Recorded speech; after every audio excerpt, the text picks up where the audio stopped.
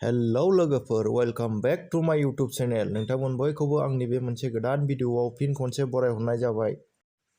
दिनैनि बे भिडिअआनो जादों जोंनि बर' हारिनि लाइमोन बिनानावमोननि थाखाय दे लोगोफोर। जायफोर बिनानावमोनहा दानि जानो गोनां आसाम पुलिस ABUB आरो कमान्ड'आव एप्लाइ खालामनानै दङ, बे बिथांमोनहा दानिफ्रायनो लासै लासै खारलांबाय थाखादो, रानिं प्रेक्टिस खालामबाय थादो, लोगोसे लं जाम्पखौबो प्रेक्टिस खालामबाय थाखादो। बिनानावमोनहा बांसिनानो प्रेक्टिस खालामफैनो लाजियो, फोथाराव फैनानै खारफैनो लाजियो। लाजिनाङा बिनानावमोन, लाजिनाङा। गावबागाव लाइफखौ गावबागावसो दानानै लानांगौ।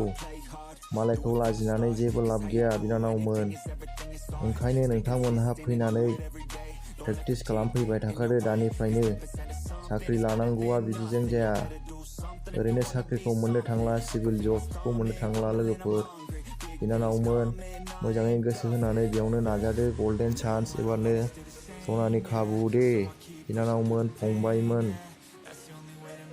नोंथांमोनहा ग्राउन्डआव फैनानै डाइरेक्ट खारफैनो नाङा दे। खारनायनि सिगां नर्मेल स्ट्रेचिं खालामग्रोनांगौ आरो बडिखौ फुल वार्म आप खालामनानै लाग्रोनांगौ, बिनि उनावसो खारनांगौ दे। आरो खारखांनानै ओरैनो जिरायनानै थानो नाङा, स्ट्राइड मारिनांगौ। गोलाव गोलाव स्टेप, गोलाव गोलाव आगान सुरनानै खारनांगौ, एसे स्पिड बारायहोनो थाखाय। स्ट्राइड मारिखांनाय एबा खारखांनायनि उनाव फोथारखौ उल्था गिदिंफिननांगौ दे लोगोफोर। बेनि उनावसो एक्सारसाइज खालामनांगौ। दानिया सावरायगोन खारनायनि सोमोन्दै। सानफ्रामबो मोनसे टाइप एबा मोनसे रोखोमनिनो खारबाय थानो नाङा दे, सोलाय सोलाय खारनांगौ। दिनै नर्मेल खारदोंबा गाबोन खरा खारनांगौ, फास्ट खारनांगौ। सप्तायाव खनसे रेस्ट लानांगौ, रबिबाराव। नोंथांमोनहा दासो जुदि खारजेननो नागिरदोंबा सिगाङाव लं खारग्रोनांगौ दे, लं रानिं। हिनजावफोरनाथ' ओरैनो 1600 मिटारल' जायो नालाय, 3 किल'मिटारसो खारबानो जायो लंआव। सिगाङाव खारग्रोनांगौ लं, सप्ता खननैसो लं रानिं खालामनांगौ दे, बेनि उनावसो स्पिडखौ बारायलांनो हागोन लासैनो। दानो खारजेननायावनो टाइमखौ नायनो नाङा नोंथांमोनहा, मानोना नोंथांमोननि देहाया दानो पिकआप जाथ'वाखै, स्पिड खारनो हाथ'वाखै। बेनि थाखायनो टाइमखौ नायनो नाङा, नर्मेल ओरैनो लं रानिं खालामबाय थाग्रो। रानिं खालामनायजों लोगोसे माखासे डाइटखौ लाफानाया मोजां, जेरै मेडिसिनाव केलसियाम टेब्लेट जानांगौ, गाइखेर लोंनांगौ, थालिर जानांगौ, खाथसाबुट सोमनानै जानांगौ। आरो बायनानै जानो हायोबाथ' काजु बादाम किसमिस जानो हायोबा मोजां। जेब्ला प्रेक्टिस होखाङो अब्ला दैजों लगायनानै लोंनो थाखाय ग्लुकन-डि, ORS, इलेक्ट्रल पाउडार बेफोरखौ लोंनांगौ। मानोना दा बोथोरा गरम जानोसै, जाहाथे सान्दुंजों नोंथांमोनहा रिहाइड्रेसन जाया। प्रेक्टिस खालामनायाव माब्लाबाबो हारसिङै प्रेक्टिस खालामनो नाङा, ज' लोगोजों लोगोसो प्रेक्टिस खालामलायनांगौ। गावजों गाव कम्पिटिसन थानांगौ। जेब्ला खारखाङो अब्लानो लं जाम्पखौ बारनांगौ दे नोंसोरो, मानोना बडिया थान्दा जायोब्ला बारनो हाया। बेनि थाखायनो गरमा गरम बडियावनो लं जाम्पखौबो बारखानांगौ।